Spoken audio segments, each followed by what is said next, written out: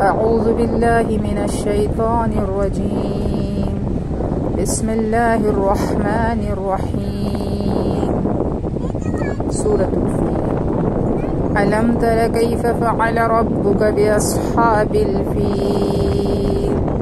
ألم يجعل كيدهم في تضليل وأرسل عليهم طيرا أبابيل ترميهم بحجارة من سجيل فجعلهم كعصف مأكول.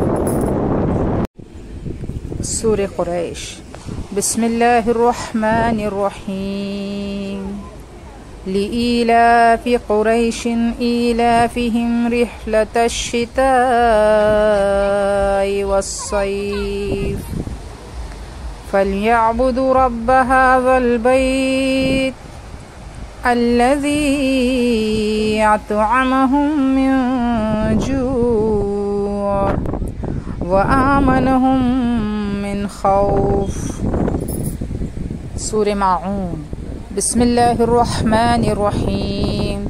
أرأيت الذي يكذب بالدين فذلك الذي يدعو اليتيم ولا يحض على طعام المسكين فويل للمصلين الذين هم عن صلاتهم ساهون الذين هم يراءون ويمنعون الماعون.